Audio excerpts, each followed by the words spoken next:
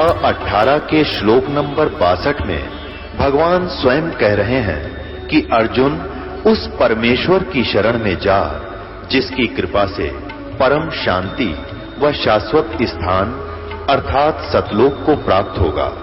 वो परमेश्वर कौन है, कहां है, कैसा है, जानने के लिए कृपया अवश्य सुनिए जगत गुरु तत्वदर्शी संत रामपाल जी महाराज के अमृत वचन। तीन देव की करते भक्ति, उनकी कदे ना हो वह मुक्ति।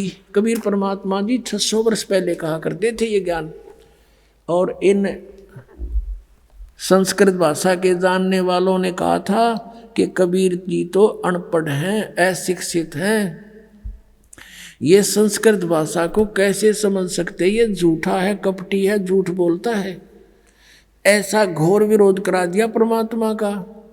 वो सितम ढाए परमात्मा के ऊपर। उनका इतिहास सुनाएंगे आने वाले समय में, जब भी ये कई दिन का सत्संग करेंगे अगले, क्योंकि 3 दिन का सत्संग, 3 का भी 2.5 दिन का समझ लो ये तो। इसमें तो परमात्मा की भूमिका बनती है। इसलिए 17 से 21 अभी फरवरी का 5 दिन का सत्संग होगा, उसमें और विशेष डिटेल बताई जाएगी। तो अब सिंपल सा आपको बताते हैं कि क्या हुआ कि परमात्मा 600 वर्ष पहले आकर ये कह गए थे कि ब्रह्मा विष्णु महेश के ये माता पिता हैं, इनकी जन्म मृत्यु होती है, ये अजरमर नहीं है, ये नाशवान है, इनकी पूजा से मोक्ष नहीं। इनकी जब आप जन्म मृत्यु तो मैं मोक्ष कैसे देंगे, हमें मोक्ष चाहिए गीता जी वाला। गीता जी अध्याय नंबर 15 के श्लोक नंबर 1 से 4 में कहा कि तत्वदर्शी संत की ऊपर लटके हुए, ऊपर को जड़, नीचे को तीनों गुण रूपी शाखा वाला उल्टा लटका हुआ संसार रूपी वृक्ष है, ऊपर को जड़ तो पूर्ण परमात्मा है और ब्रह्मा विष्णु महेश रूपी इसकी शाखाएं हैं। और तत्वदर्शी संत वो होगा जो इसके सभी भाग बता देता है। उसके पश्चात परमेश्वर के उस परम पद की खोज करनी चाहिए जहाँ जाने के बाद साधक फिर लौट कर कभी नहीं आते। गीता जी अध्याय नंबर 15 के श्लोक 4 में कहा है। और जिस परमेश्वर ने सब ब्रह्मांडों की रचना की है उसी की भक्ति करो, अन्य की नहीं। अध्याय नंबर 18 के श्लोक नंबर 62 में कहा कि अर्जुन तू सर्वभाव से उस परमेश्वर की शरण में जा, उसकी कृपा से तू परम शांति को और सनातन परम धाम को प्राप्त होगा।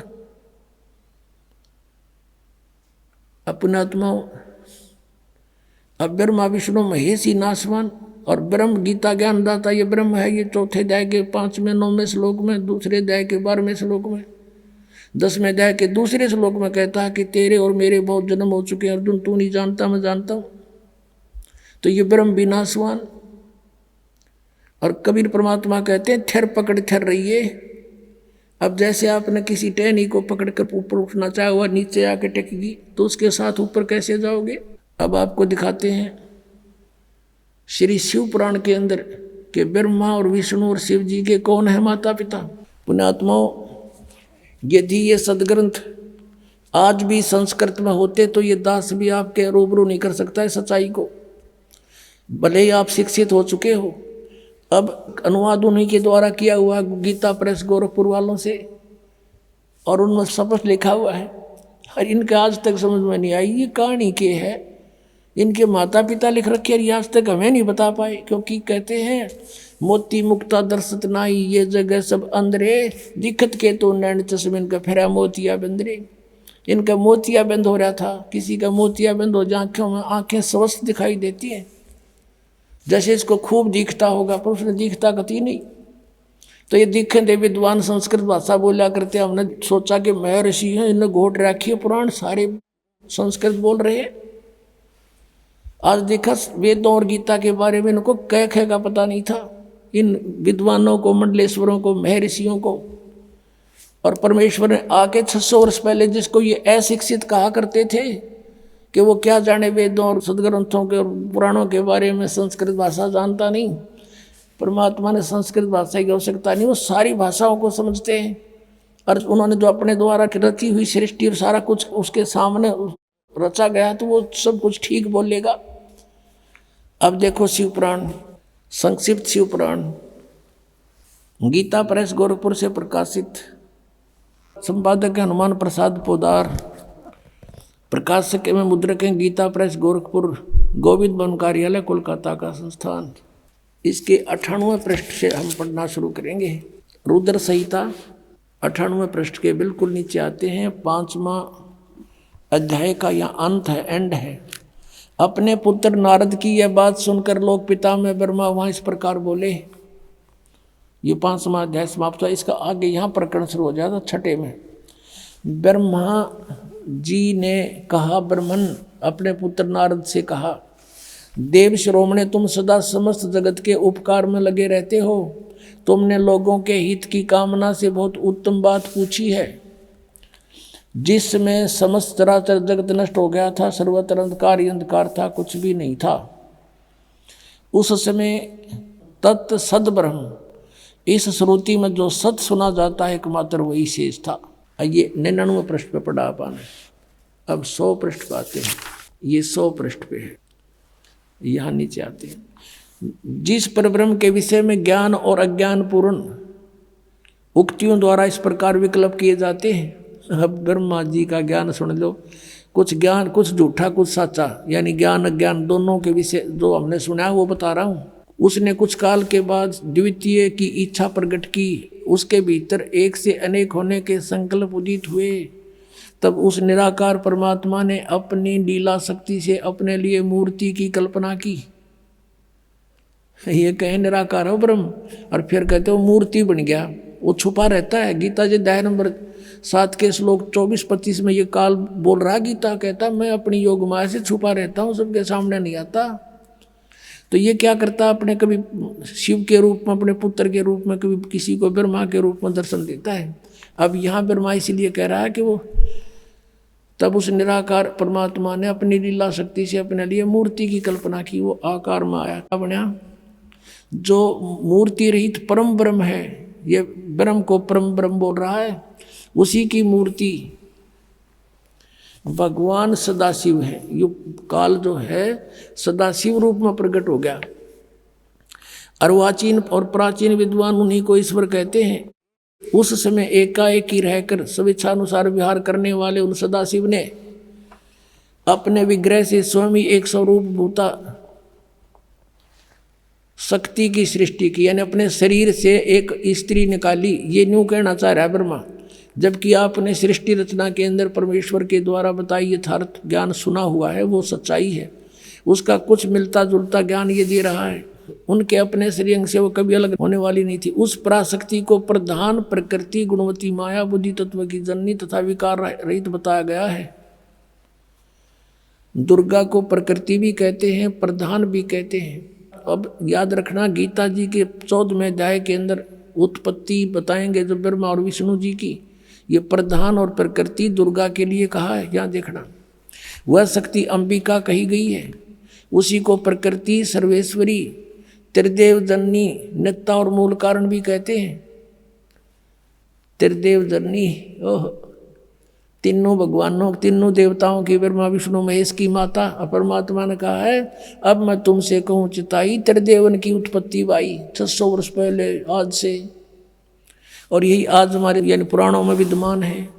त्रिदेव जननी, नित्ता, मूल कारण भी कहते हैं। सदाशिव द्वारा प्रकट की गई उस शक्ति की 8 भुजाएं हैं। कति क्लियर कंसेप्ट हो गया। नाना प्रकार के आभूषण उसके अंगों की शोभा बढ़ाते हैं। वह देवी नाना प्रकार की गतियों से संपन्न और अनेक प्रकार के अस्त्र शस्त्र धारण करती है। वो एकाएक नहीं होने पर भी वह माया संयोग वसात अनेक हो जाती है। जैसे इस दुर्गा ने 3 रूप धारण किए थे, सावित्री, लक्ष्मी और पार्वती का, और समुद्र में छुप गई थी और अलग भी रही थी। ये एक सिद्धि बहुचोल्य धारा एक सिद्धि होती है। और वे जो सदाशिव हैं उनको परम पुरुष, ईश्वर, शिव, शंभु और महेश्वर कहते हैं। ये काल की डेफिनेशन बताई जा रही है। यहाँ देखना, यहाँ क्लियर हो जाएगा 101 पृष्ठ पे। यहाँ देखना, वे अपने सारे अंगों पर भस्म रमाए रहते हैं। उन काल रूपी ब्रह्म ने, सदाशिव कहो, काल रूपी ब्रह्म कहो, एक समय शक्ति के साथ, नाथ नहीं, शक्ति सहित यानी दुर्गा के साथ शिवलोक नामक अक्षेत्र का निर्माण किया था। उस उत्तम अक्षेत्र को काशी कहते हैं। वह परम निर्वाण या मोक्ष का स्थान है जो सबके ऊपर विराजमान है। वे प्रिय और प्रियतम शक्ति और शिव जो परमानंद स्वरूप है उस मनोरम क्षेत्र में नित्य निवास करते हैं। शक्ति और शिव यानी काल और दुर्गा, यो सदाशिव काल, काल रूपी ब्रह्म और दुर्गा शक्ति। काशीपुरी परमानंद स्वरूपणी है। मुने शिव और शिवा ने, काल रूपी ब्रह्म और दुर्गा ने प्रलय काल में भी कभी उस क्षेत्र को अपने सानिध्य से मुक्त नहीं किया है।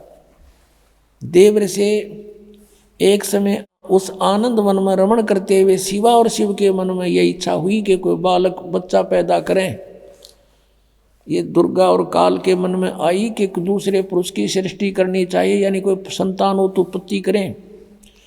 जिस पर यह सृष्टि संचालन का महान भार रखकर हम दोनों केवल काशी में रहकर स्वेच्छानुसार विचरें और निर्वाण धारण करें, ऐसा निश्चय करके शक्ति सहित सर्वव्यापी परमेश्वर शिव ने अपने वाम भाग के 10वें अंग पर अमृत मल दिया, यानी पति पत्नी व्यवहार किया। फिर तो वहां से एक पुरुष प्रगट हुआ, एक बालक का जन्म हुआ। देखना 102 पृष्ठ पे।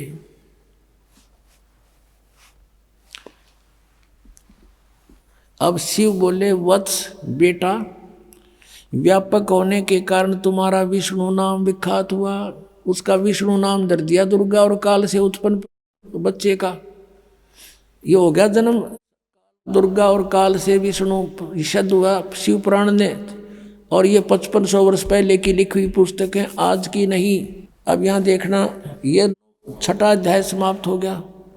अब 7वें में क्या लिखा है? ब्रह्मा जी कहते हैं देवर से, तत्पश्चात कल्याणकारी परमेश्वर सांब सदाशिव ने पूर्ववत प्रयत्न करके जैसे विष्णु को जन्म दिया उत्पन्न किया, मुझे भी अपने दाहिने अंग से उत्पन्न किया। अपनात्मा अब इनने कोई पूछने वाला हो, इनमें ऋषियाँ ने 5500 वर्ष हो गए इस पुराणों को लिखे, आज तक ये हमें कह नहीं बता सके। जब इन पर आश्रित थे, ब्लाइंड फेथ किया करते थे कि बड़े विद्वान पुरुष हैं, संस्कृत भाषा को जानने वाले हैं, और परमात्मा से हमारे को इसलिए दूर रखा, भगवान की वाणी को स्वीकार करने नहीं दिया और परमात्मा को परमात्मा नहीं मानने दिया। ये माँ शत्रु रहे हमारे ये अज्ञानी नीम हकीम गुरु, चाहे वो किसी धर्म मजहब के रहे हैं। अब यहाँ पर अब 2 तो सिद्ध हो गए कि दुर्गा और काल से विष्णु जी और ब्रह्मा जी की उत्पत्ति तो स्पष्ट हो गई, कंसेप्ट क्लियर हो गया। अब रह गया शिव। अब यहाँ ये विचलित हो गया अनुवाद करता कि यहाँ प्रकरण चल रहा है उनकी उत्पत्ति का, मूल संस्कृत में विद्वान है मूल पाठ में। यहाँ उसने सोचा शिव जी से शिव की उत्पत्ति कैसे लिखूं, हाथ कांप गए। अब लेकिन कहते हैं चोर चुरावे तुमबड़ी गड्ढा पानी में, वो गड्ढा हुआ ऊपर न सच्चाई छनी ना। अब दिखाता हूँ आपको विद्वेश्वर संहिता पृष्ठ नंबर 24, 25, 26 पे। एक समय ब्रह्मा और विष्णु जी का इस बात पर झगड़ा हो गया। ब्रह्मा जी कहते मैं, विष्णु जी को कहते मैं तेरा बाप, और विष्णु जी कहते मैं तेरा बाप। अब इनको ऐसा भ्रम क्यों हुआ? क्योंकि काल ने प्रतिज्ञा कर रखी है कि मैं अपने वास्तविक शरीर रूप में कभी किसी को दर्शन नहीं दूंगा। तो साधकों ने साधनाएं की, हठयोग किया, किसी को ब्रह्मा के रूप में दर्शन दे दिया। इसका पुत्र ब्रह्मा साक्षात सबको दिखाई देता है, देवता है। तो सबने मान लिया कि ब्रह्मा ही सर्वशक्तिमान है, यही परमात्मा हमने समाधि में देख लिया। ये छुपाए हुए अपने आप को सब उसके गुणगान करने लगे। ऐसे किसी को उसने विष्णु जी के रूप में दर्शन दे दिए, किसी को शिव के रूप में।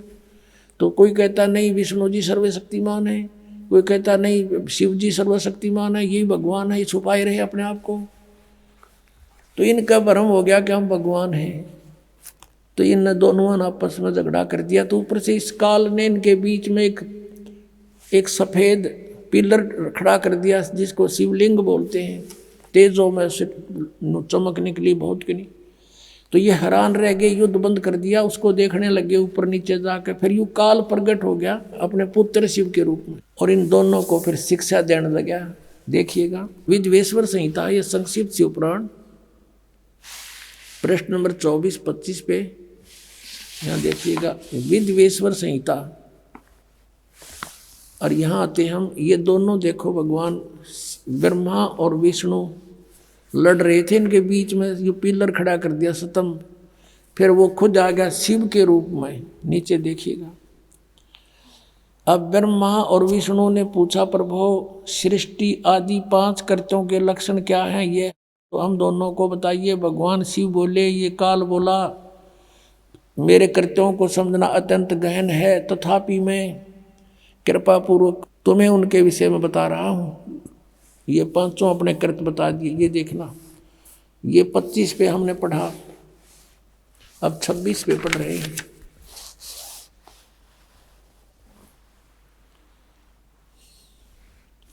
पुत्रों, अब ये काल कहता है ब्रह्मा और विष्णु जी को, पुत्रों तुम दोनों ने तपस्या करके प्रसन्न हुए मुझ परमेश्वर से सृष्टि और सतीथि नामक 2 कृत्य प्राप्त किए हैं। तुमने, तुम्हारे को जो एक विभाग दिया है वो मैंने दिया, पर तुमने पहले तपस्या की, तप के बदले में दिए हैं। ये दोनों तुम्हें बहुत प्रिय हैं।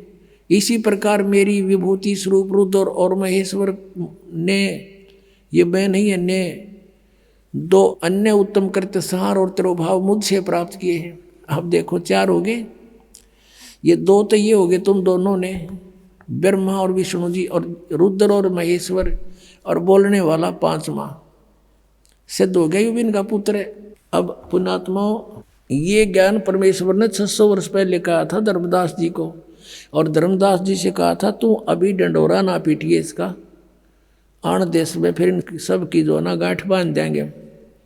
अभी तो ये हमने मूर्ख समझ रहे हैं, हमारे बच्चों को मुझसे दूर किए बैठे हैं, बिचली पीढ़ी आओगी जब देखेंगे इन्हें। अब सब अक्का बक्का रह गए, अब इनके पास कोई जवाब नहीं। जनता इनसे प्रश्न करती है कि तुम कहाँ सोया करते, मैं ऋषि हो, ये तुमने बैठा बैठा दिया, सारे समाज में भूत बना दिए, शास्त्र विरुद्ध ज्ञान सुना दिया। अब इनके बीड़ी धरती हो पृथ्वी होगी, इनको मुश्किल माचेगी। सारे पंथाड़ा ने देख लिए। अब ये टीवी पर चलता है, पुस्तक भेज रहे हैं बड़ा बना करके, इसको पढ़कर समझदार बुद्धिमान समाज आज कोई बालक नहीं है, गॉड गिवन माइंड आज के बच्चों में। अभी न पता ही ना था, कोई विकल्प नहीं था, कोई तुलना करने का कोई तरीका किसी ने बताया नहीं, तुलना करें किसके ज्ञान की। आज ये कंसेप्ट क्लियर करके धर दिया, माप के देख लिया सबने। ये ISI मार्क है जो दास ज्ञान देता है, सब सदग्रंथों में प्रमाणित है। अब वो पूछ रहे हैं उन गुरुओं से, उनको मुश्किल माच रही है, और बुद्धिमान लोग भाग भाग करा रहे हैं। कबीर परमात्मा कहते हैं कि डूबे थे पर उबरे, गुरु के ज्ञान चमक, और बेरा देखा दरदरा उतर चले फड़क। कबीर परमात्मा हमें समझाना चाहते हैं, इन मूर्ख गुरु के पीछे लाग रहे हो, और जब सतगुरु का ज्ञान सुना देखा है तो डूबो होगा हमने। पहले बेड़े हुआ करते, नौका के स्थान पर एक फ्लोटिंग बना लिया करते, पूरा लंबा चौड़ा लकड़ी इसका सूखा, और उसको ऊपर फूस फास ऊपर डाल लेते थे लकड़ ऊंचे ऊंचे, तो वो बेड़ा बोला करते, बेड़ा। और उस बेड़े के ऊपर बैठ के पार करा करते दरिया को, बहुत पुराने समय का वो है। तो कहते परमात्मा कहते हैं कि जब तुम्हें संत मिल जावे सच्चा गुरु, तो इस तरह जंप लगा जाना उस डूबने वाले बेड़े ते, भाग लेना कैसे कि डूबे थे पर उबरे, गुरु के ज्ञान चमक। गुरु के ज्ञान को देखकर ऐसे चमक गए, एकदम चौकस हो गए, चौकन्ने हुए कि किसी ने बता दे नो देख डूबेगा, ये टूटा पड़ा बेड़ा तुम्हारा, आ जाए, ये बिल्कुल ठीक है, इस पर आ जाओ फटाफट। तो कहते हैं यूँ देख कर अपने बेड़े को, टूटे हुए को एकदम फड़क के कूद गए दूसरे पे, 1 सेकंड की भी विचार नहीं करे, डूबे इस पर। तो क्या बताते हैं कि जब तुम्हें ये ज्ञान होगा कि जो ज्ञान तुम्हें प्राप्त है वो डुबोने वाला है, तो ऐसे वहां से तुरंत भागना पड़ेगा, जैसे एकदम जंप लगा कर जान बचाने वाली बात होती है। तो कबीर परमात्मा कहते हैं बेरा देखा डूबे थे पर उबरे, गुरु के ज्ञान चमक, चमक माने न्यू चौकस हो गए एकदम चमक का पड़ा करे। और भेड़ा देखा जरजरा यानी टूटा फूटा तो डुबोएगा, तो उत्तर चले फड़क, फड़क के जैसे कोई पशु के पास में जाकर हॉर्न बजा जर वो एकदम फड़क भाग गया करे। कहते न्यो फड़क के कूद गए दूसरे बेड़े पे, यानी ऐसे गुरु को बदल लेना चाहिए। उस नकली गुरुओं को इस तरह तुरंत त्याग देना पड़ेगा आपको जान बचाने के लिए। अब आपको दिखा दिया ये कि ब्रह्मा विष्णु महेश के कोई माता पिता नहीं, और इनके इतिहास में इनकी जीवनी में लिखा है इनके माता पिता हैं। और जो ये पांचवा कौन है, ये ब्रह्म है, यही गीता का ज्ञान दे रहा है। देखिएगा फिर शिव पुराण, ये वही शिव पुराण है, गीता प्रेस गोरखपुर से प्रकाशित। अब हम उसको पढ़ रहे हैं, 26 पृष्ठ पे आप पढ़ रहे हो, विद्वेश्वर संहिता। अब हम यहाँ आगे थे पढ़ते पढ़ते कि पुत्रों तुम दोनों ने तपस्या करके प्रसन्न हुए मुझ परमेश्वर से सृष्टि और सतिथि नामक 2 कृत प्राप्त किए, ये दोनों तुम्हें बहुत प्रिय हैं। इसी प्रकार मेरी विभूति स्वरूप मेरे स्वरूप में मेरे जैसे शरीर वाले रुद्र और महेश में भी ने भी 2 उत्तम कृत संहार और तिरोभाव मुझ से प्राप्त किए हैं। तो इसका मतलब हो गया ये पांचवा कौन है, ये ब्रह्म है, काल है, काल रूपी ब्रह्म है। ये यहाँ ये क्या कहता है कि मैंने पूर्व काल में अपने स्वरूप भूत मंत्र का उपदेश किया है, जो ओंकार के रूप में प्रसिद्ध है, वही महामंगलकारी मंत्र है। सबसे पहले मेरे मुख से ओंकार ओम प्रकट हुआ, जो मेरे स्वरूप का बोध कराने वाला है। ओंकार वाचक है, मैं वाच्य हूँ, ये मंत्र मेरा स्वरूप ही है। प्रतिदिन ओंकार का निरंतर स्मरण करने से मेरा ही सदा सिमरण होता है। तो ओम का जाप ब्रह्म का है, काल का है। मेरे उत्तरवर्ती मुख से अकार का, पश्चिम मुख से उकार का, दक्षिण मुख से मकार का, पूर्ववर्ती मुख से बिंदु का तथा मध्यवर्ती मुख से नाद का प्राकट्य हुआ है। यानी 5 अवय हैं इसमें, अकार, उकार और मकार और बिंदु और नाद। इन 5 से मिलकर ये ओम बना है। प्रणव, प्रणव बोलते हैं इसको, प्रणव। इस प्रकार 5 अवयों से, 5 अंगों से युक्त ओंकार का विस्तार हुआ। इन सभी अवयों से एकीभूत होकर यह प्रणव ओम नामक एक अक्षर हो गया। ओम इति एकाक्षरम ब्रह्म विहारण मामनुसमरण यह प्रयाति तदन्देहम स याति परमाम गतिम। गीता जी के अध्याय नंबर 8 के श्लोक 13 में गीता का ज्ञान ये ब्रह्म ही दे रहा है। इति सिद्धम, वो कह रहा मेरा एक ओम अक्षर है, नथिंग एल्स। और यहाँ जो इन्होंने नकलियान बना रखा है ना, ओम नमः शिवाय, ये 5 अक्षर का मंत्र है। ये ओम नमः शिवाय कोई मंत्र नहीं है मूल पाठ में। ये अनुवाद करता कि अपनी अड़ंगा अड़ाया हुआ है, इसलिए ये गोट लिया ओम नमः शिवाय, ओम नमः शिवाय। अरे तो सीधा ओम मंत्र बता रहा क्या, नथिंग एल्स। अपनात्मा एक तो ये सद हो गया कि गीता जी का ज्ञान ये काल रूपी ब्रह्म ही बोल रहा था। ये यहाँ भी कह रहा है मेरा ओम मंत्र है, ये ब्रह्मा विष्णु महेश का पिता है, दुर्गा इनकी माता, इति सिद्धम। और ये तीनों नासवान है, ये दिखाते हैं आपको। जन्म है तो मृत्यु भी होगी इनकी। श्री देवी पुराण देखिए, गीता प्रेस गोरखपुर से प्रकाशित। संपादक है हनुमान प्रसाद पोदार चिमनलाल गोस्वामी। ये गीता प्रेस गोरखपुर से प्रकाशित है। अब देखिएगा इसके 123 पृष्ठ पे, तीसरा स्कंध। अब भगवान विष्णु अपनी माता दुर्गा की स्तुति करते हुए बोले, तुम शुद्ध स्वरूपा हो, ये सारा संसार तुम्हीं से उद्भासित हो रहा है। मैं ब्रह्मा और शंकर हम सभी तुम्हारी कृपा से विद्यमान हैं।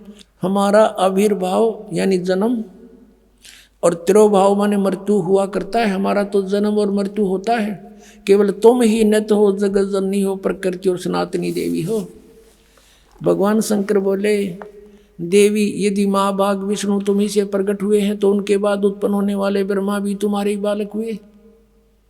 फिर तमोगुणी लीला करने वाला शंकर क्या तुम्हारी संतान नहीं हुआ? अर्थात मेरी भी माँ तुम ही हो। अर्थात मुझे भी जन्म देने वाली, उत्पन्न करने वाली तुम ही हो। शिवे, संपूर्ण संसार की सृष्टि करने में तुम बड़ी चतुर हो। इस संसार की सृष्टि, सतिथि और संहार में तुम्हारे गुण सदा समर्थ हैं।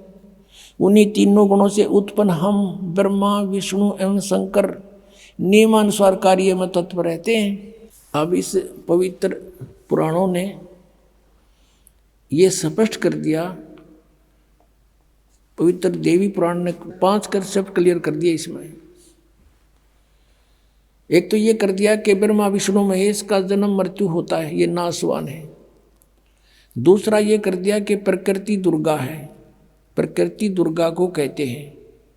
और तीसरा ये कर दिया कि ये रजगुण ब्रह्मा है, सतगुण विष्णु और तमगुण शिव जी। और चौथा ये कर दिया कि ये इनकी माता है दुर्गा, और ब्रह्मा विष्णु महेश की ये दुर्गा माता है। और पांचवा ये कर दिया कि रजगुण ब्रह्मा है, सतगुण विष्णु, तमगुण शिव जी। चौथा और पांचवा कर दिया कि ये केवल नियमित कार्य ही कर सकते हैं, यानी किसी के कर्म में ये परिवर्तन नहीं कर सकते। आपका जैसा कर्म है वैसा ही दे सकते हैं। आपके भाग में दुख है तो ये कोई परिवर्तन नहीं कर पाएंगे। केवल पूर्ण परमात्मा कबीर परमेश्वर आपके प्रारब्ध के पाप को काट के आपको सुख दे सकता है। उसके हाथ में कलम है, वो सर्वशक्तिमान है। अन्य ना ब्रह्म कर सकता, ना परब्रह्म कर सकता, केवल पूर्ण ब्रह्म कर सकता है सत्पुरुष से। अब यहाँ आपको दिखाते हैं, ये विष्णु जी स्वीकार करते हैं कि मैं छोटा सा बालक था तब मुझे आपके दर्शन हुए थे, आप मुझे पालने पर झुला रही थी। देखिएगा, अब विष्णु जी ब्रह्मा और शिव को बता रहा है। ये वही तीसरा स्कंद है, पृष्ठ 120 पर पढ़ रहे हैं, पहले 123 पे पढ़ा था। संक्षिप्त देवी भागवत। अब विष्णु जी कह रहे हैं ये वे ही दिवांगना हैं, ये वही देवी हैं जिनके प्रलय वर्ण में, यानी जब जल ही जल था, सारा पानी ही पानी था, मुझे दर्शन हुए थे। उसमें मैं बालक रूप में था। विष्णु जी बता रहे हैं मेरा याद आ गया, माँ देखी थी मैंने कभी, और मुझे पालने में झुला रही थी। वट वृक्ष के पत्थर पर एक सुदृढ़ सैया बिछी थी, उस पर लेट कर मैं पैर के अंगूठों को अपने कमल जैसे मुख में लेकर चूस रहा था। पुण्यात्माओं, परमात्मा कहा करते, निरंजन धन तेरा दरबार, निरंजन धन तेरा दरबार, जहाँ पर तनिक ना न्याय विचार, जहाँ पर तनिक ना न्याय विचार। पाखंडी की पूजा जग में संत को कहें लबाड़, पाखंडी की पूजा जग में संत को कहें लबाड़। अज्ञानी को परम विवेकी, ज्ञानी को मूढ़ गंवार, निरंजन धन तेरा दरबार, निरंजन धन तेरा दरबार, जहाँ पर तनिक ना न्याय विचार। वैसा ओढ़े मुल मुल खासा, गल मोतियों के आर, वैसा ओढ़े मुल मुल खासा, गल मोतियों के आर। पतिव्रता को मिले न खादी, वो सूखा निरस आहार, निरंजन धन तेरा दरबार, निरंजन धन तेरा दरबार, जहाँ पर तनिक न न्याय विचार। कह कबीर सुनो भाई साधो, यहाँ सब उल्टा व्यवहार। कहे कबीर सुनो भाई साधो, यहाँ सब उल्टा व्यवहार। सच्चों को तो ये झूठा बतावे, इन झूठों का एतबार, निरंजन धन तेरा दरबार, निरंजन धन तेरा दरबार जहाँ पर तनिक ना न्याय विचार। अब परमात्मा कबीर परमेश्वर जी इन ऋषि मंडलेश्वरों को जाकर के प्रश्न करते थे कि तुम विद्वान हो, ब्रह्मा विष्णु महेश के माता पिता बताओ। तब वो कहा करते थे इनके कोई माता पिता नहीं, अजरो अमर सर्वेश्वर सब ब्रह्मांडों के मालिक कुल मालिक यही है। और परमात्मा कहा करते नासवान है, इनकी जन्म मृत्यु होती है, इनके माता पिता हैं, दुर्गा इनकी माता है, काल इनका पिता है। वो ऋषि महर्षि नकली ब्राह्मण गुरु कहा करते थे कि कबीर झूठा है, सदग्रंथों में ऐसा नहीं लिखा, इसकी बातों में मत आना। तब परमात्मा वहाँ खड़े हो गए, एक तारा लेकर कहा करते निरंजन धन तेरा दरबार, निरंजन धन तेरा दरबार जहाँ पर तनिक न न्याय विचार। कहे कबीर सुनो भाई साधो या सब उल्टा व्यवहार। कहे कबीर सुनो भाई साधो या सब उल्टा व्यवहार। सच्चे को तो ये झूठा बतावे, इन झूठों का एतबार। निरंजन धन तेरा दरबार, निरंजन धन तेरा दरबार जहाँ पर तनिक न न्याय विचार। अपना आत्माओं उस दिनों में आप न हंसी आया करेगी, मैं ऋषि कहते हुए शर्म आया करेगी, इनको मंडलेश्वर कहते हुए, विद्वान कहते हुए। ये अंधे नहीं तो क्या थे, आज तक ये नहीं बता सके हमारे पुराणों में क्या लिखा हुआ है। अरे इनके ऊपर हमारे पूर्वजों ने पूरा विश्वास किया। अरे इन्होंने ऐसे लोक वेद बना करके ये श्राद्ध निकालने शुरू करवा दिए, 36 फंड हमारे पाछे लगा दिए, और सदभक्ति बताई को ना, जिससे कुछ भी ना करना पड़े।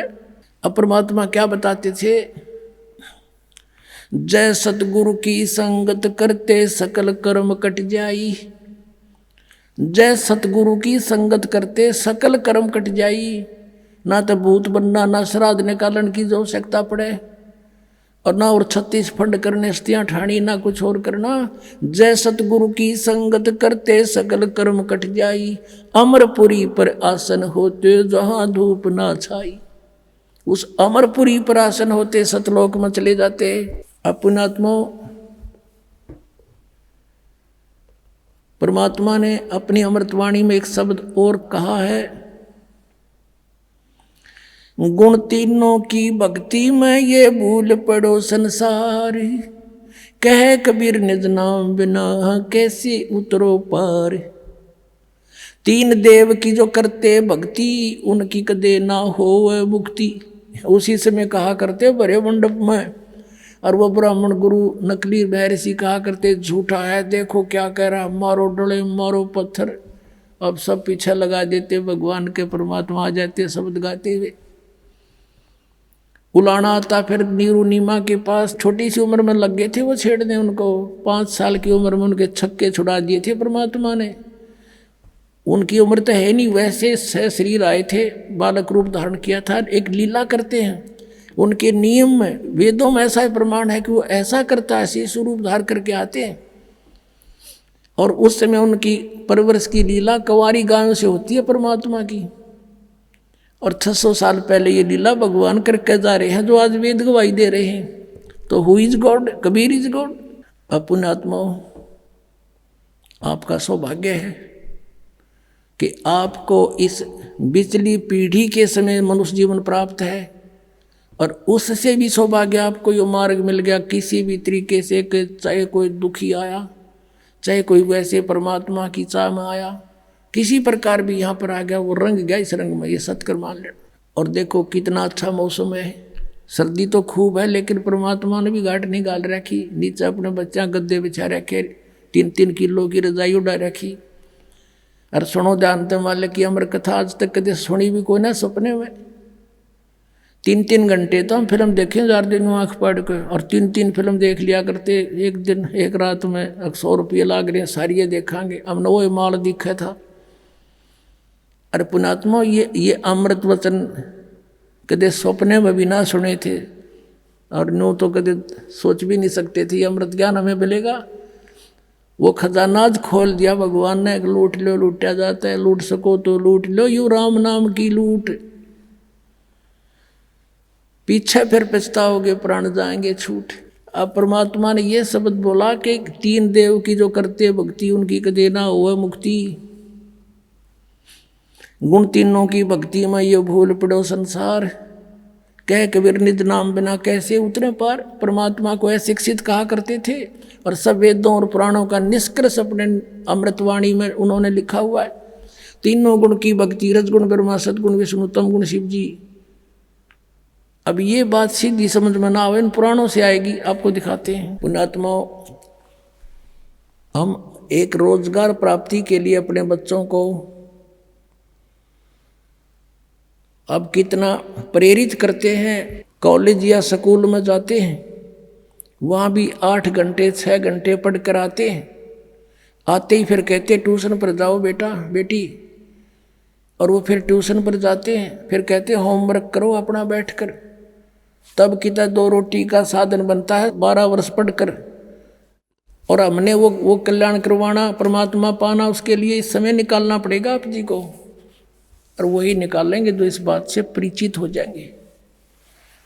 जैसे किसान फसल बोता है और ये हरियाणा पंजाब राजस्थान का ये क्षेत्र, और ये जनवरी और फरवरी और दिसंबर का महीना किसान खेतों में गेहूं बीज देता है। हमने देखा, हमारे अमरदास का भी जन्म किसान परिवार में हुआ, वहाँ देखा करते थे, हम बालक से थे, हम तो रजाई भी ओढ़ लेते और ऊपर खेस भी डाल लेते जब हमारे पिताजी निकल कर जाते थे खेतों में।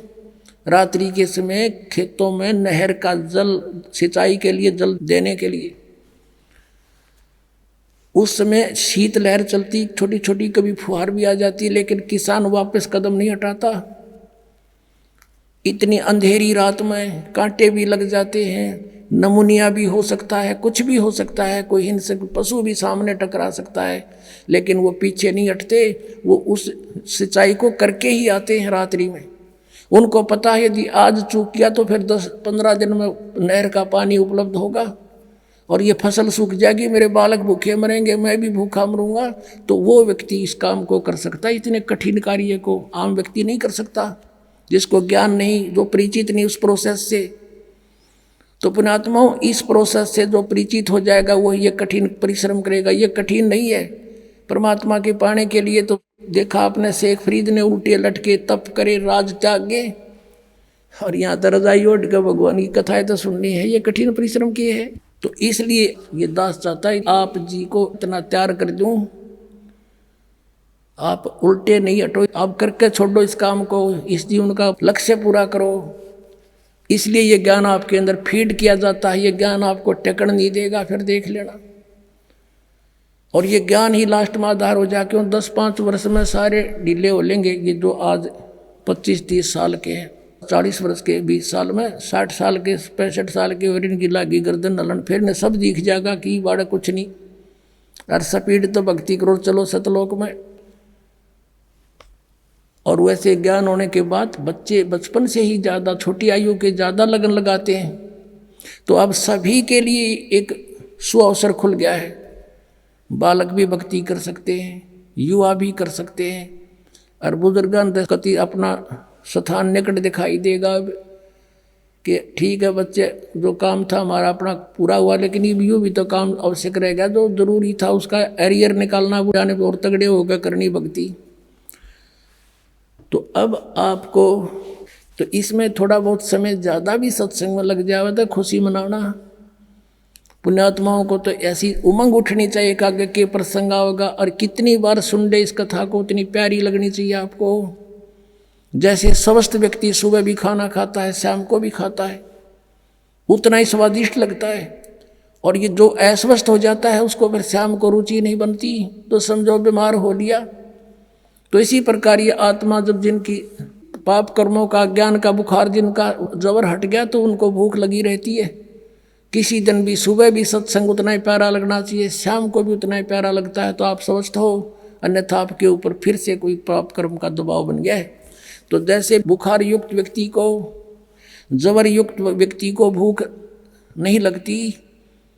मीठी रोटी भी कड़वी लगती है, किशमिश भी कड़वी लगती है, मनुखा दाख सेब संतरे भी कड़वे लगते हैं। तो उसका ट्रीटमेंट क्या है? कड़वी कैप्सूल खाने पड़ेंगे। मलेरिया हो गया किसी को तो वह कड़वी गोली खानी पड़ेगी, फांके मारने पड़ेंगे, ना चाहते हुए भी खानी पड़ेगी, तब वो रोग उसी से कटेगा। फिर देखना वो रोटी स्वाद लगेगी। ऐसे ही ये सत्संग के वचन वो कुनीन भी साथ ही काम करते हैं। किसी को अरुचि होती है तो भी समझ लेना कि वो गड़बड़ है आज, तो इसको और रुचि से सुनना चाहिए, ना चाहते हुए भी सुनते ही रहना चाहिए। कुछ देर में अपने आप एकदम आपके अंदर रुचि जागृत होगी। अब आपको दिखाते हैं तीनों देव की जो करते भक्ति, उनकी कदे ना हो वह मुक्ति। 600 वर्ष पहले भगवान कह के गए कबीर जी, और आज हमारी गीता जी बता रही है ये कि इन तीनों देवताओं की भक्ति किस टाइप के आदमी करते हैं। देखो पहले ये सिद्ध करते हैं गुण किसे कहते हैं। ये मार्कंडेय पुराण है, संक्षिप्त मार्कंडेय पुराण, गीता प्रेस गोरखपुर से प्रकाशित है। इसके भी 123 पृष्ठ पर आपको दिखाते हैं। ये 122 पृष्ठ है संक्षिप्त मार्कंडेय पुराण। यहाँ से प्रारंभ है। मार्कंडेय ऋषि बोले मुने, ये इन्हीं का प्रकरण चलता रहा। यहाँ आ जाते हैं हम 123 पृष्ठ पे। इस तरह स्वयंभू परमपिता परमात्मा की 3 अवस्थाएं हैं, रजोगुण प्रधान ब्रह्मा, तमोगुण प्रधान रुद्र और सतोगुण प्रधान विश्वपालक विष्णु है। ये ही 3 देवता हैं और ये ही 3 गुण हैं। गुण तीनों की भक्ति में ये भूल पड़ो संसार, कह कबीर निज नाम बिना कैसे उतरे पार। यही 3 देवता हैं, यही 3 गुण हैं। कंसेप्ट क्लियर हुआ। फिर भी और कंसेप्ट क्लियर करते हैं। एक संस्कृत सहित है श्रीमद् देवी भागवत, अथ देवी भागवतम सभाष्टिकम सहमात्यम, खेमरा श्री कृष्ण दास प्रकाशन बंबई। इसके हम तीसरे स्कंद में आते हैं। अथ श्रीमद् देवी भागवते भाषा टीका युक्ते तृतीय स्कंद प्रारंभते। अब इसके 11 पृष्ठ पर आते हैं और तीसरा स्कंद अध्याय 5। यहाँ देखना, ये 7वां श्लोक समाप्त हुआ, 8वां प्रारंभ होता। हे माते, यदि हमारे ऊपर सदा आप दयायुक्त हो तो हमको तमोगुण में किस प्रकार प्रदान किया है, ब्रह्मा रजोगुण और हरि सतोगुण युक्त क्यों किए हैं। अब संस्कृत और पढ़ाएंगे। देखियो, ये 7वां समाप्त हुआ, 8वां प्रारंभ होता है। यदि दया धर्मना न सदा अंबिके, यदि आप दयालु हमारे ऊपर है दुर्गा है अंबिके, कथम अहम विहित है। शंकर जी कह रहे हैं कि कथम अहम विहित है, किस प्रकार मैं बना दिया तमोगुण है। और कमल जय, कमल से उत्पन्न होने वाले ब्रह्मा को रजगुण संभव, सुवित किमु सतोगुण हरि, और विष्णु जी को आपने सतोगुण क्यों बना दिया। इति सिद्धम रजगुण ब्रह्मा सतगुण विष्णु तमगुण शिव जी। अपनात्मा श्रीमद् भगवद गीता में आपको दिखाते हैं कि इन तीनों गुणों त्रिगुणमयी माया रजगुण ब्रह्मा सतगुण विष्णु तमगुण शिव जी की जो पूजा करते हैं उनको क्या उपमा दे रखी है इस पवित्र ग्रंथ में। देखिएगा, श्रीमद् भगवद गीता, गीता प्रेस गोरखपुर से प्रकाशित है। जयदयाल गोविंद का इसके अनुवादक है। अब ये 7वां अध्याय है। इसमें गीता ज्ञानदाता कहता है कि पार्थ, अनन्य प्रेम से मुझ में आसक्तित मेरे प्राण होकर योग में लगा हुआ, जिस प्रकार से संपूर्ण विभूति बल ऐश्वर्य युक्त गुणों युक्त सबके आत्म रूप समग्र यानी पूर्ण रूप से मुझको संशय रहित जानेगा, उसको सुन। इतने ऐसा ज्ञान सुना दूंगा जो तू मुझे अच्छी तरह समझ जाए मैं क्या हूँ, मेरी क्या स्थिति है। अब दूसरे में क्या कहता है कि मैं तेरे लिए इस विज्ञान से तत्व ज्ञान को पूर्णतः कहूँगा, जिसको ये तत्व ज्ञान नहीं है, इस ज्ञान को असीधाई जानकर संसार में फिर कुछ भी जानने योग्य शेष नहीं रह जाता। फिर देखो, इसमें कहा है कि हजारों मनुष्यों में कोई एक मेरी प्राप्ति के लिए यत्न करता है, नहीं तो अन्य देवताओं की पूजा करते रहते हैं। यत्न करने वाले योगियों में भी कोई एक मुझको तत्व से यथारूप से जानता है, यानी एकादश जानता मुझको। और फिर देखो ये दोनों प्रकृति बताई है इसमें 7वें अध्याय के 4-5 में। पृथ्वी जल अग्नि वायु आकाश मन बुद्धि और अहंकार भी इस प्रकार ये 8 प्रकार से विभाजित ये मेरी प्रकृति है, ये जड़ प्रकृति है। और ये 8 भेद वाली तो अपरा अर्थात जो जड़ प्रकृति ऊपर वाली जड़ प्रकृति है। और हे महाबाहो, इससे दूसरी जिससे यह संपूर्ण जगत धारण किया जाता है वह जीव रूपा वह है मेरी चेतन प्रकृति जान, ये दुर्गा है। दुर्गा एक भक्त बुजुर्ग सा था, 70 वर्ष की आयु का है, अब भी था कि वह भी भक्त है, लेकिन वो कहते हैं भगत तो बन जाते हैं, लेकिन गुरु जी के वचनों पर अविश्वास करता है तो भक्त नहीं। कारण क्या है कि हम उन संतों पर ऋषियों पर पहले विश्वास ब्लाइंड फेथ कर चुके हैं, जिनका ज्ञान आज एक आने का नहीं पाया इस परमात्मा के तत्व ज्ञान की रोशनी में। तो अब सभी वकील बन गए। इस दास को भी संशय की दृष्टि से देखते हैं। पुणात्माओं, ये अपना नोट कर लेना किसी भी कोने में हृदय के में, दास जो वचन बोलेगा उसने 100 में तोल लियो पक्के पाओगे। आपने भूल के भी ये नहीं सोचना चाहिए कि ऐसे कैसे यहाँ नहीं हो सकता, ऐसा नहीं हो सकता। आप बालक हो, ये आध्यात्मिक मार्ग है, इसको समझना आपके बस की बात नहीं। आप इतना ही समझो जैसा दास आपको समझाना अब चाहे, और आपके रूबरू कराता हूँ और फिर भी संशय रहता तो आप अपनी बालक बुद्धि समझ लेना, दास के वचन पर अविश्वास ना करो। तो उस बुजुर्ग का अविश्वास हो गया, अपने आप में विद्वान पाक रहा। एक दिन मुझे लिख कर दे दिया कि आप झूठ बोलते हैं, दुर्गा को प्रकृति नहीं कहते।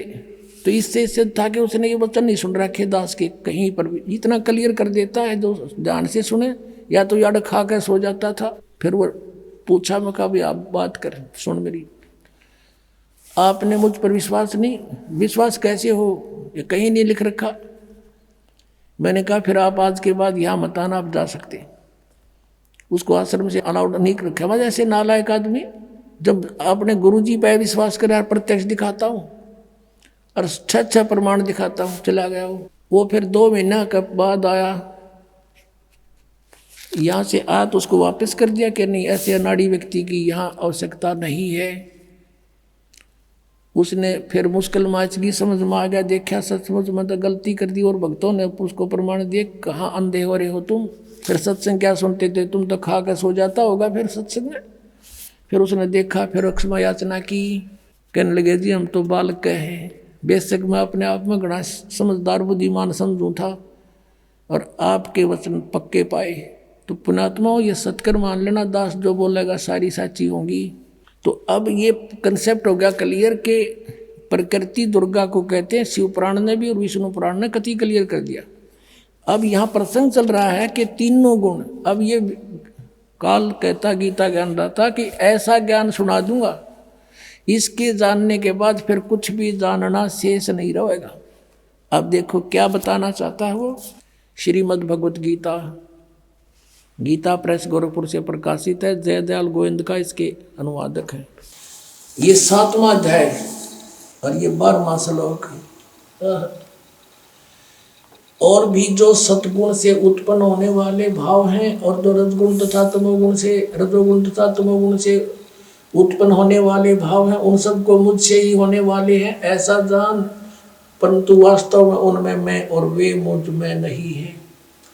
अब ये काल बोल रहा है गीता जी को, ये ज्योत स्वरूपी निरंजन, ये काल रूपी ब्रह्म गीता का ज्ञान श्री कृष्ण जी में प्रवेश करके बोल रहा है। और ये कह रहा है इन तीनों गुणों से, रजगुण ब्रह्मा, सतगुण विष्णु, तम गुण शिव जी से जो कुछ भी हो रहा है, यानी रजोगुण से उत्पत्ति श्री ब्रह्मा जी रजोगुण, और सतोगुण से सतिथि श्री विष्णु जी सतोगुण के प्रधान यानी सतोगुण युक्त, और तमोगुण शंकर भगवान से संहार। ये तीनों जो कुछ भी हो रहे हैं इनका मुख्य कारण मैं हूँ, काल कहता है। क्योंकि इसको 1 लाख मानव शरीरधारी प्राणी खाने का नित आहार लगा हुआ है और ये कहता कि मैं इनमें नहीं हूँ। आपने शिव पुराण में लिखा है 9वें अध्याय में रुद्र संहिता के में कि रजगुण ब्रह्मा सतगुण इस प्रकार तीनों देवताओं में गुण है, पर वो शिव गुणातीत माना जाता है। तो ये कहता मैं इनमें नहीं हूँ, इनसे अलग रहता हूँ। 7वें अध्याय के 13वें श्लोक में। अब 13वें श्लोक में क्या बताया है कि गुणों के कार्य रूप सात्विक, राजस और तामस, इन तीनों प्रकार के भावों से ये सारा संसार प्राणी समुदाय मोहित हो रहा है। इन तीनों गुणों से परे, रजगुण ब्रह्मा सतगुण विष्णु तमगुण शिव जी से परे मुझ अविनाशी को नहीं जानता। अब 14 और 15 में कमाल कर दिया। 7वें अध्याय का हम पढ़ रहे हैं 14वां श्लोक। क्योंकि है अलौकिक अर्थात अति अद्भुत त्रिगुणमयी मेरी माया, रजगुण ब्रह्मा सतगुण विष्णु तमगुण शिव जी द्वारा फैलाया गया ये जाल बड़ी दुस्तर है, बड़ा खतरनाक है। और जो पुरुष मुझको निरंतर भजते हैं, जो ब्रह्म साधना करते हैं, ब्रह्मा विष्णु महेश से ऊपर उठ जाते हैं, वो माया का उल्लंघन कर जाते हैं। अब 15 में बता दिया, समझ कर दिया कि माया के द्वारा जिनका ज्ञान हरा जा चुका है। ओहो, कि जैसे त्रिगुणमयी माया, रजगुण ब्रह्मा सतगुण विष्णु तमगुण शिव जी के ऊपर ही जो आश्रित हैं, अन्य किसी की बात को सुनने को तैयार नहीं, उनकी बुद्धि वहीं तक सीमित होगी।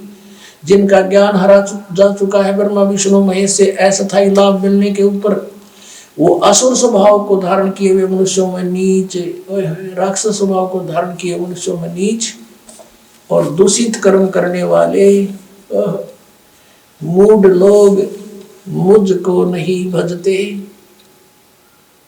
गुण तीनों की भक्ति में ये भूल पड़ो संसार, कह कबीर निज नाम बिना कैसे उतरो पार।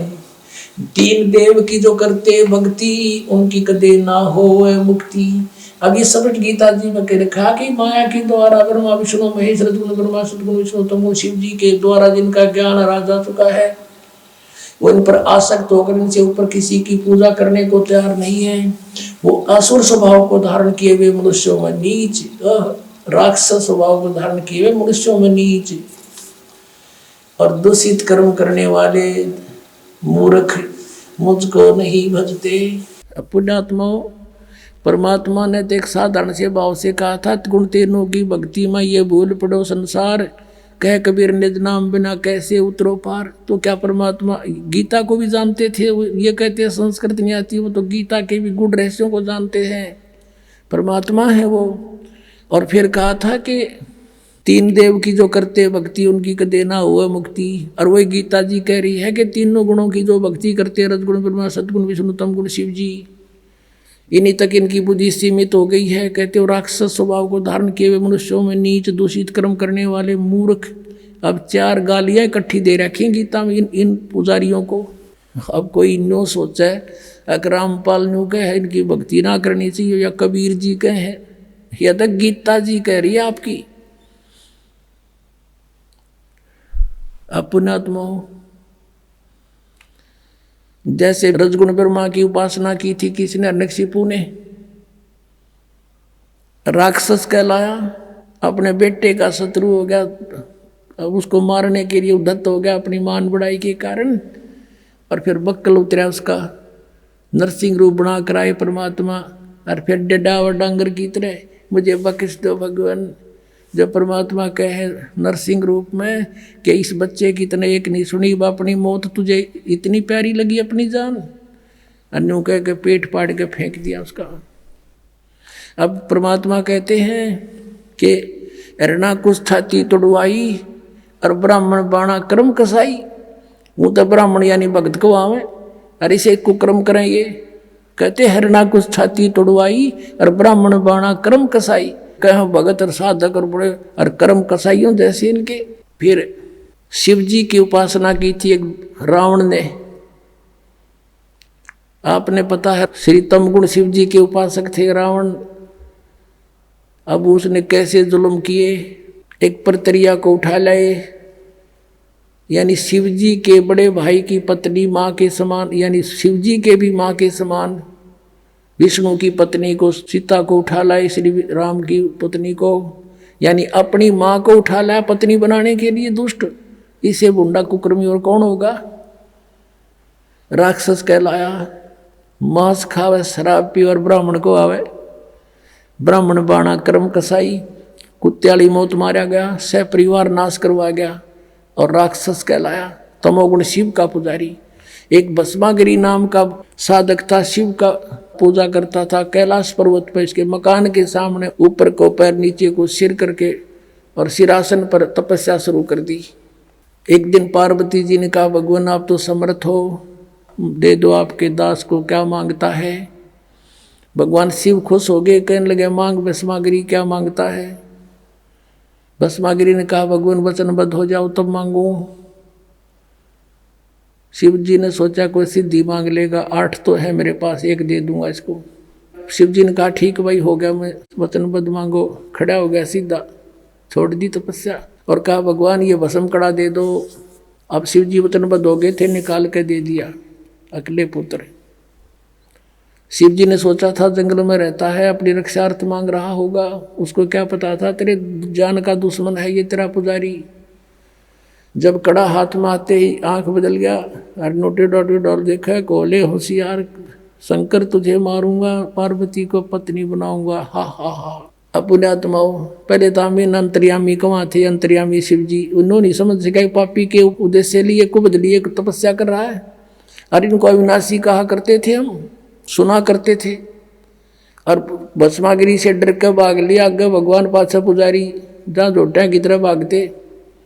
अब पुण्यात्माओं अब क्लियर हो रहा हमारी बुद्धि, हमारा ऑपरेशन हो गया उन मोतियाबिंद का, हम समझ रहे हैं सचमुच ये हमारे पुराणों में लिखा हुआ था। फिर भगवान ने पार्वती रूप बनाकर आए, उस भस्मागिरी को गंडत नाथ नचा कर मारा, उस कड़े से भस्म किया। उसके बाद वो भस्मा असुर कहाया, भस्मा राक्षस। एक बार कुंभ का मेला भरा था हरिद्वार में, हर की पैड़ी पर उसकी परबी का इन्होंने इन अब पे योग बनाया करेंगे, उस वहाँ पर भी लग गई, उसमें नहा ले तो मुक्ति हो जाएगी। गए थे मुक्तिकरण करवा लिया, नाश उड़ा सारा। हर की पैड़ी पर हरिद्वार में एक बार कुंभ के मेले का संयोग हुआ और उसमें कोई समय होता है निर्धारित, इतने समय के अंदर स्नान कर ले तो उसका मोक्ष है, उसको पर भी बोलते हैं। तो उस समय ये सभी गिरी पुरी नागा नाथ कनपाड़े जितने भी हैं ये सभी तमोगुण शिव के उपासक हैं। ये अलग अलग गिरी अलग, पुरी अलग और वैष्णो अलग, नागा अलग, ये अलग अलग अपने ग्रुपों में इकट्ठे हो जाते हैं। और विष्णु जी के पुजारी वैष्णो कहलाते हैं, वो भी वहीं पर पहुंच रहे थे। स्नान करने का जब समय आया, पहले नागा पहुंच गए, हर की पैड़ियों पर छा गए, कोई हजारों की संख्या में थे। तो पीछे से आगे विष्णु के उपासक वैष्णु साधु, वैष्णु साधु कहने लगे कि ए नागाओ तुम बाहर आओ, पहले हम स्नान करेंगे, हम सर्वश्रेष्ठ हैं। नागा कहने लगे हम प्रथम स्नान करेंगे, हम सर्वश्रेष्ठ हैं, हम त्यागी और बैरागी हैं, हम नी इच्छा हैं, हम तन पर वस्त्र भी नहीं रखते हैं, हम सर्वश्रेष्ठ साधक हैं। वैष्णव ने कहा सतगुण विष्णु के उपासकों ने कि तुम पशु की तरह नंगे फिरते हो, टट्टी के हाथ भी नहीं धोते, राख लपेटे फिर रहे हो, आज तुम स्नान करने वाले हो गए, शरण फिरो, बाहर आओ हम स्नान करेंगे। अब वो स्नान सुनून तब भूल गए गुट्टम गुट्टा, वो उसका लठ मारे, उसका दांत बुड़कियाँ खाओ एक दूसरे ने, फिर तलवार निकाल लाए, कोई तीर मारे, यानी 25,000 ये त्रिगुण उपासक कट के मर गए वहाँ हर की पैड़ी पे। उसके बाद सरकार लगी 17 कोने इनको अलग अलग रखती है, हर तरह से इनकी व्यवस्था अलग अलग स्नान की करने लगी, ना कट के मर जाए 1 मिनट में। कहते हैं तीर तुपक तलवार कटारी जमदड़ झोर बदावे हैं, हर पैड़ी हर हेत न जाण्या वहां जा तेग चलावे हैं, काटे शीस नहीं दल करुणा ये जग में साध कवावे हैं, जो जन इनके दर्शन को जावे उनको भी नरक पठावे हैं। कहते हैं तीर तलवार कटारी न सीधे छोरे गोप दिए मार गिरे कसाइयों की तरह। तीर तुपक तलवार कटारी ये जमदड़ जोर बधावे हैं, हर पैड़ी हर हेत नहीं जाण्या और वहाँ जा कर्द चलावे हैं, तेग वहाँ तलवार चलावे, हर की पैड़ी कहें भगवान में इतना भी प्रेम नहीं, भगवान का डर नहीं, और कत्लेआम कर दिया वहां की पैड़ी पे। और काटे शीश नहीं दिल करुणा, करुणा माने दया। और ये साधक वहां हैं, और इनके तो दर्शन भी कोई जाता न भी नरक पठावे हैं। तो परमात्मा ने आकर हमें बताया कि गुण तीनों की भक्ति में ये भूल पड़ो संसारी, कह कबीर निज नाम बिना तुम कैसे उतरो पार। तीन देव की जो करते भक्ति, उनकी कदे ना होए मुक्ति। इसलिए गरीबदास साहिब जी ने कहा कि भजन करो उस रब का जो दाता है कुल सबका। वो कौन है? Kabir is God. बोलो सतगुरुदेव।